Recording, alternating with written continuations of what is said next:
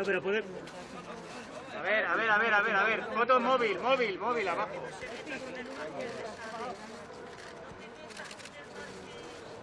Miguel Ángel, ahí bien, ahí pillas bien. Ahí pillas bien, Miguel Ángel. Habla micro. ¿Ahora quién le va a dar caña, Cayetana? ¿Al Marqués de Sade?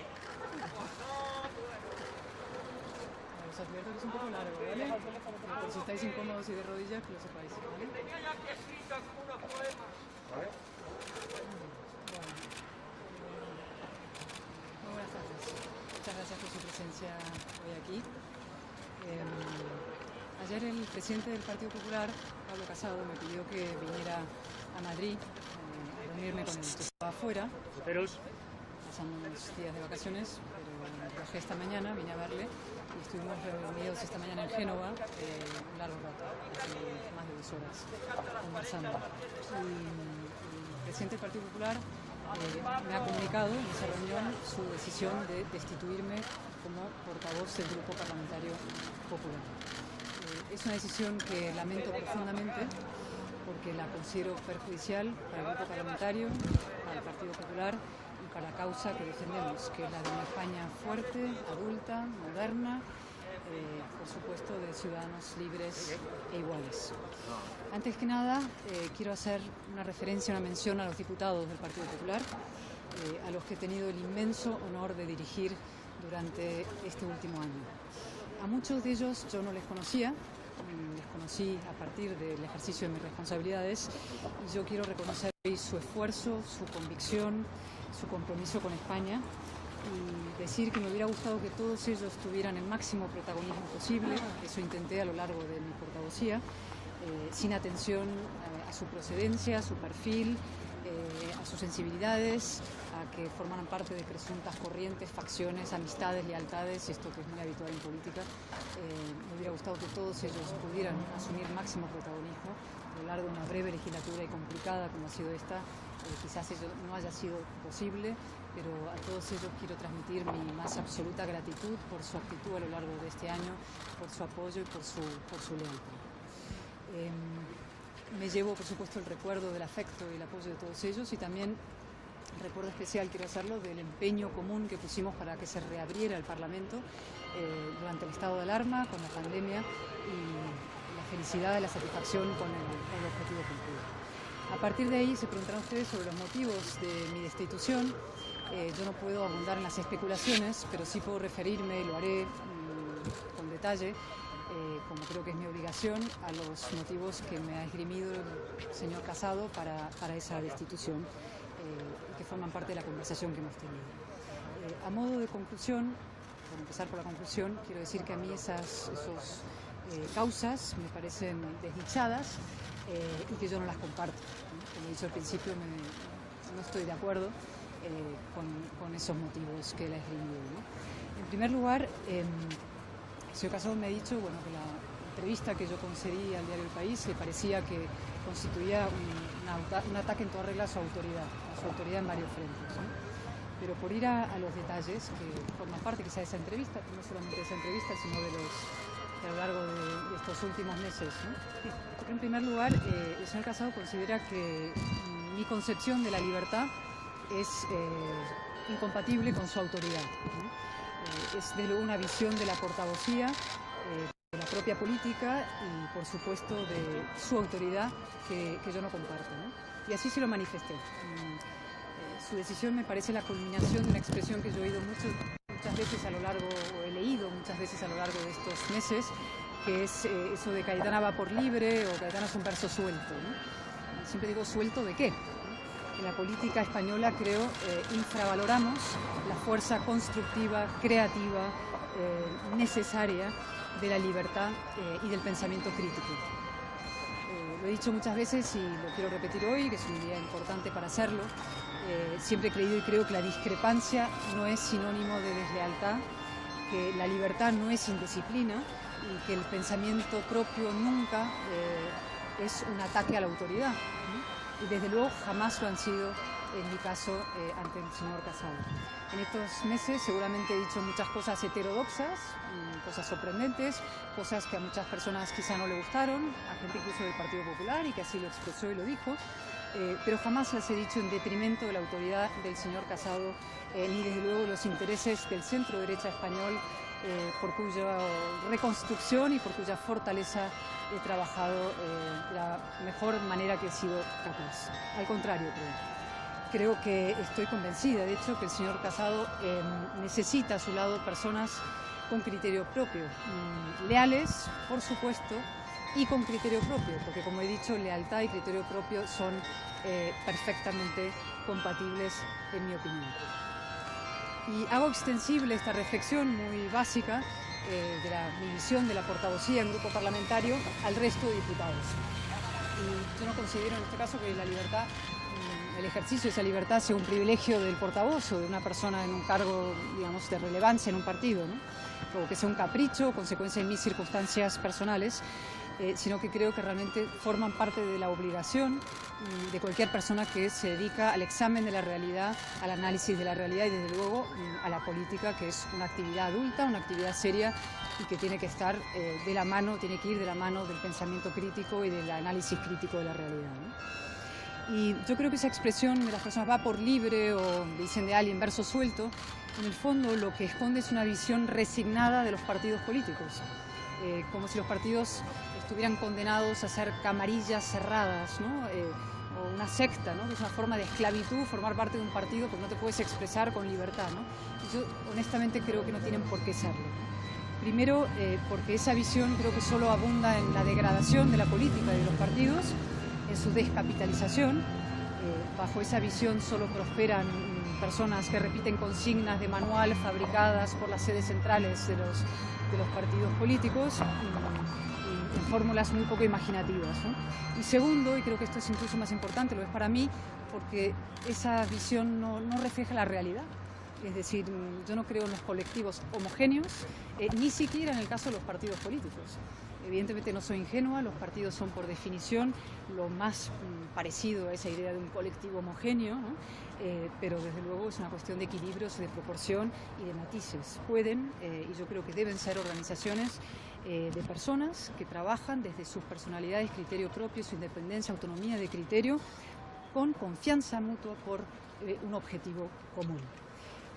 Insisto en eso, que los diputados también son individuos, cada uno con voz propia, con personalidad, con preferencias, y que esa idiosincrasia personal es compatible con la unidad necesaria, la disciplina, la acción común. Es decir, que la acción y la unidad nacen de la deliberación y del debate previo y no de la imposición. Lo he creído siempre. Y por eso, una de las cosas que hice, intenté hacer cuando llegué como portavoz hace un año, y lo propuse, fue dar libertad de voto a los diputados en asuntos morales en el grupo parlamentario. Me parecía que era una manera de reconocer que hay sensibilidades diferentes en asuntos morales profundos y que eso era compatible perfectamente con una acción común y con la fortaleza del grupo parlamentario. Eso se consideró una amenaza a la cohesión interna. A mí nunca me pareció que lo fuera, pero realmente creo, como he dicho, que la unidad nace de la deliberación y del debate y no de la imposición. Y además creo que esa negación de la libertad interior y de la diversidad interior lo que hacen es dificultar precisamente un proceso de ensanchar las bases de un partido político. Es decir, pueden que hagan un partido popular más homogéneo, pero no por eso más grande y más fuerte, sino al revés, ¿no? La homogeneidad lo que hace es limitar, reducir, hacer algo más pequeño y más pobre. En segundo lugar, el segundo reproche que me hizo el señor Casado fue mi referencia a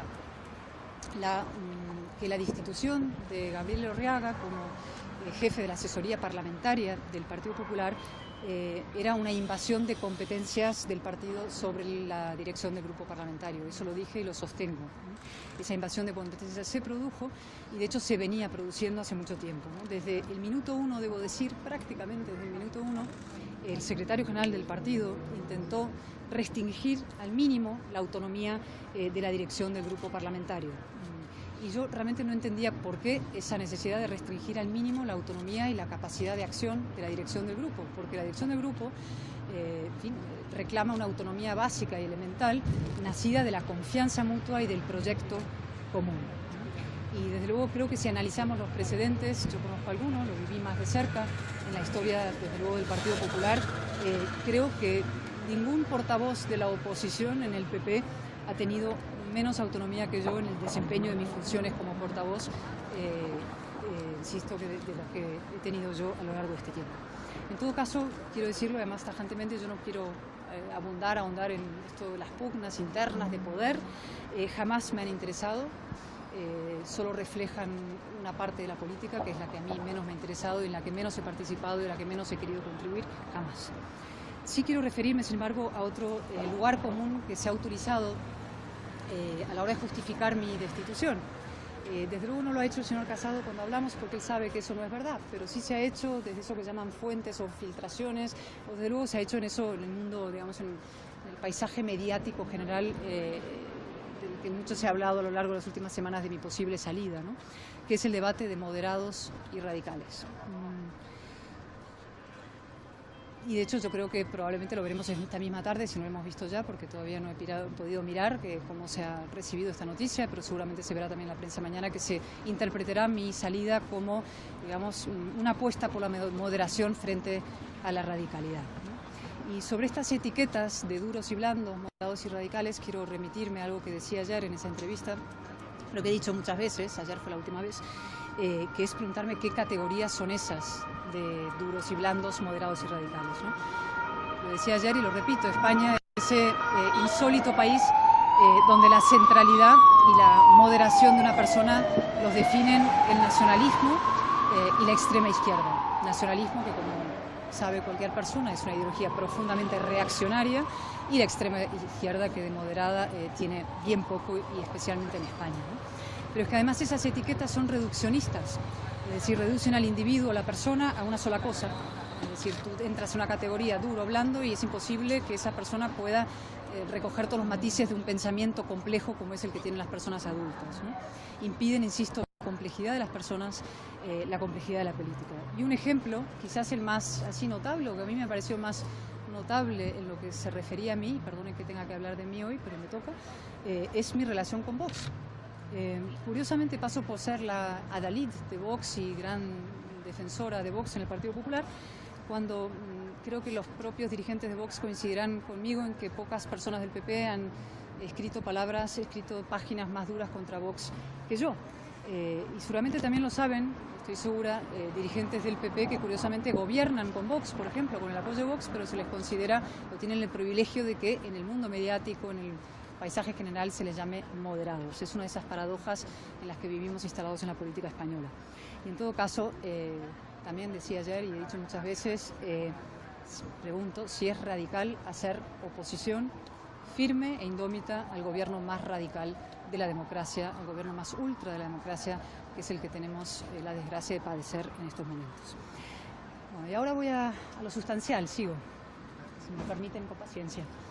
A ver, el tercer motivo que esgrimió el señor Casado también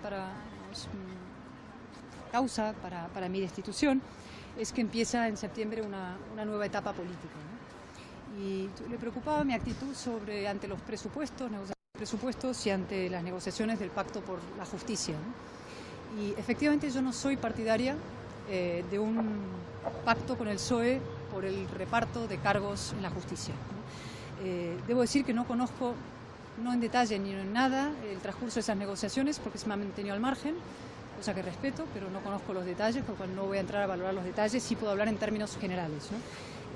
Lo repito, y además siempre lo he dicho así, que yo creo que la justicia hoy en España es el último dique de contención que tiene el sistema frente al proceso encabezado por el señor Sánchez en alianza con Podemos y el separatismo, con lo cual una justicia fuerte e independiente creo que es absolutamente esencial. Eso es una valoración básica sobre esta cuestión. Y también porque creo, y así lo he defendido, y hablando también con asociaciones judiciales como portavoz, en la regeneración de la justicia en sí misma. Es decir, que los jueces elijan a los jueces, Creo que el Partido Popular tenía en esto una oportunidad muy importante para levantar una bandera de regeneración, coherente no solo con sus principios, sino con la grave situación política que atravesamos. Ciertamente se podrá decir que mi oposición a esos pactos en la justicia me colocan en el campo de los duros, ¿no? Dentro de las etiquetas que se establecen ahora, ¿no? Pero entonces esto no cuaja muy bien con mi defensa de un gobierno de concentración constitucionalista que vendría a desmentir la idea de que yo estoy en contra de los acuerdos o las negociaciones con el Partido Socialista sobre determinadas cuestiones, ¿no? Y esta es una cuestión importante, ¿no? Y la planteo porque creo que el mayor reproche que me ha hecho el señor Casado, y yo creo que el tema que para él es más importante o decisivo, es mi insistencia en la necesidad en España de un gran acuerdo político entre el espacio socialdemócrata, digamos, y el espacio liberal conservador, ¿no? Pablo Casado rechaza tajantemente mi insistencia en un gobierno de concentración constitucionalista en España.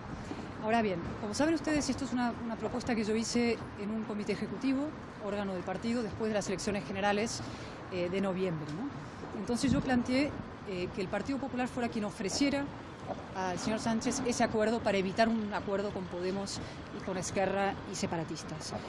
Desde entonces yo he matizado mi opinión porque leo la realidad y veo lo que pasa, ¿no?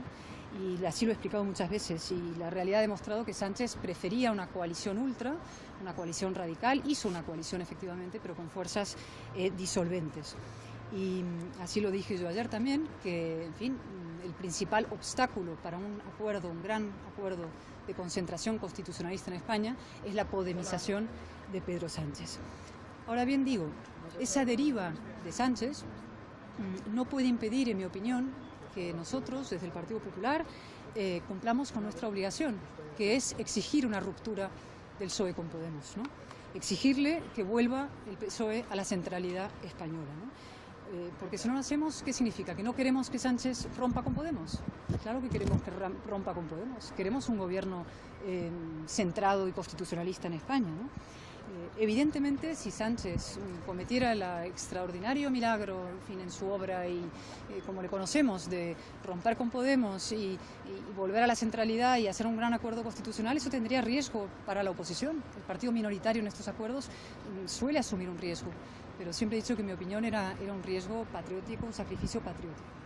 En todo caso, y aunque el señor Sánchez no hiciera eso, no aceptara ese acuerdo, creo que al margen es, desde el punto de vista patriótico, político, casi moral, es un emplazamiento a los socialdemócratas, a los votantes socialistas, a la izquierda española, al progresismo español, sobre la necesidad de volver a la centralidad, abrazarse a la reforma y abandonar el camino de la ruptura, que es Podemos, y es el camino, en fin, de los que se quedaron al margen de la transición y que ahora pretenden colocar nuestro sistema constitucional a los pies de los caballos. Finalmente, con esto llego al último punto de mis, digamos, discrepancia con el señor Casado, ¿no? Y es que el señor Casado me dejó claro que a él no le interesa la batalla cultural, ¿no? Es decir, no le parece que sea un asunto político relevante en estos momentos. Y para mí sí lo es, y para mí lo es profundamente. Por eso, de hecho, he dado la batalla contra el feminismo radical en nombre de un feminismo antivictimista. Por eso creo que, en fin, el asunto de la memoria histórica debe encararse de manera de frente, que hace falta decir el punto y final a la utilización de la guerra civil y la dictadura como argumentos políticos. Y también por eso mi enfrentamiento con el señor Iglesias en el Congreso. Enfrentamiento que, como saben ustedes, llevó a que el Congreso retirara, la presidenta del Congreso retirara unas palabras mías del orden del día, del boletín de las Cortes, y que yo he planteado un recurso ante el Tribunal Constitucional. A la dirección del partido le parece que yo no tengo necesidad de plantear ese recurso ante el Tribunal Constitucional, no estaba dispuesto a sufragar ese recurso, pero yo buscaré la forma de sufragar ese recurso ante el Tribunal Constitucional para que las palabras verdaderas que yo pronuncié en esta casa queden en el diario de sesiones como compromiso, no con mi derecho a decir cualquier cosa, sino con mi derecho a decir la verdad. Y en todo caso, la batalla cultural, como he dicho, a mí me parece absolutamente esencial por dos motivos. Y de verdad voy acabando. Primero, porque lo que está en juego en esa batalla cultural es nada menos que los valores esenciales de la Ilustración, de las sociedades tolerantes, de las sociedades plurales, de las sociedades civilizadas. Y segundo, es decir, libertad e igualdad de los ciudadanos ante la ley. Y segundo, porque además estratégicamente conviene al PP. Y es muy raro, no tan raro, pero cuando la moral y la conveniencia coinciden, pues qué mejor oportunidad que abrazar esa causa, ¿no? El PP tiene que ensanchar sus bases sociales y electorales. La cuestión que siempre se plantea es cómo, y como yo he dicho la última vez también en una junta directiva, creo que el camino de la batalla cultural permite atraer a muchas voces progresistas, gente, como digo, vinculada con los conceptos de la Ilustración y la modernidad, que empiezan a estar hartas de la espiral identitaria, de la radicalidad identitaria, y que buscan racionalidad y precisamente la defensa y la igualdad de todos los ciudadanos ante la ley, que es lo que la batalla cultural pretende defender. Sin embargo, creo que todavía hay personas en el PP que creen que el camino de ensanchar esa base es a través de la contemporización con el nacionalismo y que hay que ignorar la batalla cultural. Yo creo que están en tiempos pasados, yo creo que quieren reeditar victorias basadas en fórmulas antiguas, que ahí no hay moderación, que ahí no hay estabilidad y que no hay ahí en ese camino el futuro de una mayoría social.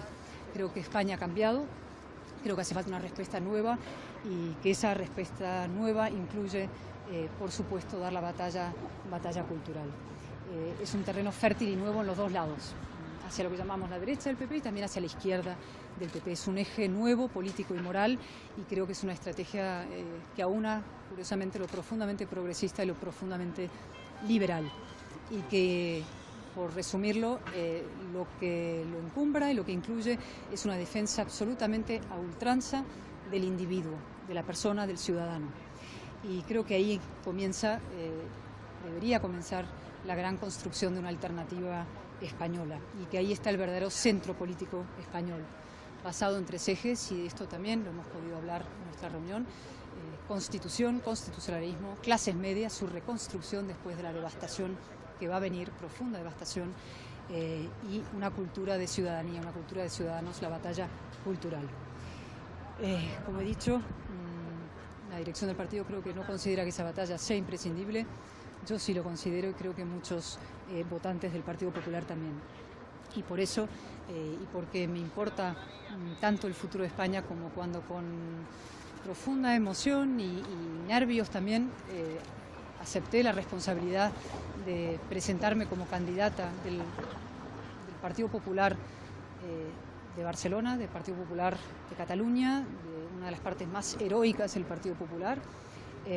Pues digo que lamento profundamente, siento mucho mi destitución como portavoz del Grupo Parlamentario Popular, y digo que seguiré dando esa batalla. Muchas gracias. Señor Álvarez, en directo para el canal 24 Horas de Televisión Española, el presidente Pablo Casado le ha pedido que continúe en el partido. ¿Usted va a continuar en el Partido Popular? Yo no he tomado una decisión sobre mi futuro en estos momentos. ¿Pero usted va a seguir de diputada, señor Álvarez de Toledo? De momento lo que voy a hacer es volver a donde están mis dos hijas, a pasar unos días con ellas, y eso es todo lo que le puedo decir. O sea, a partir de ahí, no hay una decisión al respecto. ¿No ha decidido si va a entregar el acta de diputado o no? En cierta forma se puede decir que fue Pablo Casado quien la rescató, entre comillas, permítame la expresión, para la causa de la política activa y del Partido Popular. ¿En cierta forma le decepciona personal, políticamente y como líder Pablo Casado? No voy a hacer más valoraciones que las larguísimas que ya he hecho, que creo que son suficientes. Y ya le he dicho, sobre la pregunta que me ha hecho al principio, no he tomado una decisión sobre mi futuro en ese sentido. ¿Ha recibido muestras de apoyo por parte de compañeros del Partido Popular? Sí, por supuesto que sí, que agradezco profundamente, tanto suyo especialmente, pero también la de la gente que no me ha expresado su apoyo, y agradezco, insisto, especialmente a los diputados, el trabajo de este año, que ha sido especialmente difícil para muchos de ellos, porque cuando se cerró el Parlamento, fueron semanas largas, más de 2 meses, muchos de ellos no pudieron venir a su lugar de trabajo. Y para un diputado es esencial estar en el hemiciclo, estar en su despacho trabajando, estar en las comisiones, no solamente estar en casa, y tener visibilidad. Es un puesto que requiere estar basado en la confianza con el ciudadano y que el ciudadano te vea en tu lugar de trabajo. Y para muchos de ellos fue muy difícil estar en casa y tener la sensación de que no estaban trabajando, ¿no? Los ciudadanos podían decir: no están trabajando los diputados, ¿qué hacen en casa cobrando?, ¿no? Y todos ellos trabajaron duramente, presentaron cientos y cientos, más de miles y miles de iniciativas para atajar la terrible crisis sanitaria, la pandemia, y para hacer frente y para oponerse a un gobierno cuya gestión ha sido verdaderamente letal, debo decir. ¿Qué plazo se da para tomar una decisión sobre si deja o no el acta de diputado? No establezco plazos, pero en cuanto esa decisión esté, seguro os comunicaré sin mediar mucho tiempo, os negaré cuando esté la decisión tomada. ¿Alguna Señora decepción? ¿se queda usted con la sensación de que han ganado sus detractores? Es que no son, insisto, no es ni victorias ni derrotas. Yo ya he hecho mi valoración de la situación política, de cómo veo lo que ha pasado, mi lectura de los hechos y no hablo de verdad, ni victorias ni derrotas. No voy a entrar en ese tipo de lenguaje deportivo, que como saben ustedes, considero que la política está contaminada de lenguaje deportivo y de esta manera binaria de entender las cosas, ¿no? Ganan unos, pierden los otros, una facción, la otra facción. No es mi manera de entender la política ni de hablar sobre la política. ¿Tiene la decisión ya tomada sobre si dejar el acta o no? ¿O para comunicarla más tarde? No. ¿O lo está pensando? Y por otro lado, ¿alguna decepción de alguien que esperara que le dijese algo y no recibió? No, de verdad, no, ninguna. O sea, le aseguro, o sea, no. Decepciones personales, nada. O sea, yo de verdad doy las gracias a las muchísimas personas que han ayudado a lo largo de este tiempo y en un grupo parlamentario que siempre es lo decía antes, son organizaciones complejas los partidos, no estamos cortados con la misma tijera. Un partido político no es un ejército que se puede, digamos, simplemente ordeno y mando, ni es una secta de que todo el mundo es idéntico y piensa igual. Aquí hay sensibilidades variadísimas y personalidades muy distintas y trayectorias diferentes. Y aunar todo eso siempre es difícil. Yo creo que la libertad es un extraordinario instrumento para la unión. Aceptar que las personas son diferentes, escuchar su criterio y luego tomar una decisión a través de la unidad, respetando esa diversidad interior, ¿no? Ha dicho usted que Pablo Casado, uno de los motivos que le ha expuesto en su conversación es que le preocupaba su actitud de cara a una próxima negociación o conversaciones en el ámbito presupuestario, de los presupuestos. ¿Quiere decir que el Partido Popular o Pablo Casado le ha insinuado que está dispuesto a llegar a acuerdos y a negociar con el Partido Socialista en los presupuestos? No, de hecho no ahondamos en eso. A mí la afirmación me sorprendió porque no sé qué idea se ha hecho la gente sobre cuál sería mi actitud ante los presupuestos. No sé, yo no me he expresado sobre los presupuestos en ningún momento, con lo cual tampoco creo que se pueda dar por hecho cuál sería mi razonamiento sobre los presupuestos. Simplemente es lo que me dijo, y sí lo del gobierno de concentración, que ya les he explicado con más detalle, donde sí tenemos diferencias que, insisto, creo que no son tan grandes en mi opinión. En origen sí, yo planteé que fuera el PP quien plantease la necesidad. Lo hice en el órgano ejecutivo después de las elecciones generales, ¿no? Lo dije ahí dentro, que me parecía que el PP debía ofrecer a Sánchez. Sánchez eligió a Podemos, eligió a separatistas, eligió a Esquerra, eligió incluso a Bildu, fíjese usted. Y entonces yo he dicho, este señor ha elegido una coalición ultra. Y entonces lo que creo es, de todos modos, que nosotros tenemos que exigirle a Sánchez que rompa con Podemos y vuelva a la centralidad y al reformismo. El señor Sánchez está coqueteando con la ruptura. Usted sabe, la transición la hacen las fuerzas de la reforma en España, la ruptura se queda fuera. Son los terroristas por una parte, los antisistemas, los más extremistas. Querían la ruptura, no querían una reforma. El reformismo de izquierdas y derechas hizo la España moderna, la espectacular modernización de este país la protagonizan las fuerzas reformistas. Sánchez lo que hace ahora es coquetear con la ruptura, coquetear con Podemos, con las fuerzas disolventes, ignorar el reformismo. Lo que yo digo es, tenemos que exigirle al señor Sánchez que rompa con la ruptura y se abrace a la reforma. ¿Qué le parece que las principales muestras de apoyo o reconocimiento público de las que hemos tenido noticias hasta ahora sean de representantes de Vox? Hemos leído, por ejemplo, reacciones de Macarena Olona y Ángel Espinosa de los Monteros elogiando su trayectoria. Pues agradezco muchísimo a todos ellos sus elogios y su reconocimiento, y entiendo perfectamente los silencios y entiendo perfectamente que pueda haber gente que no quiera expresar y que esté de desacuerdo con mis opiniones, o que esté celebrando incluso que yo ya no sea portavoz del grupo parlamentario. O sea, nunca he aspirado a la unanimidad. No creo que las personas aspiremos al consenso máximo, ni siquiera entre los propios partidos, insisto. Agradezco las manifestaciones de apoyo y entiendo perfectamente lo siguiente. Ha hecho usted referencia al día en que llamó a Pablo Iglesias hijo de un terrorista. No sé si se arrepiente de eso en concreto o se arrepiente de algo de sus palabras durante todo este tiempo. No, todo lo contrario. He Una dicho que palabra voy... concreta. No, todo lo contrario. Como me refería a un hecho, por eso voy a recurrir ante el Tribunal Constitucional sin apoyo del Partido Popular, pero voy a recurrir ante el Tribunal Constitucional para que mis palabras en esa sesión se mantengan exactamente como fueron expresadas, porque no expresan una opinión, sino un hecho. Expresan un hecho, además, subrayado por el propio Iglesias cuando dice que su padre fuera militante del Fractum. ¿Ya?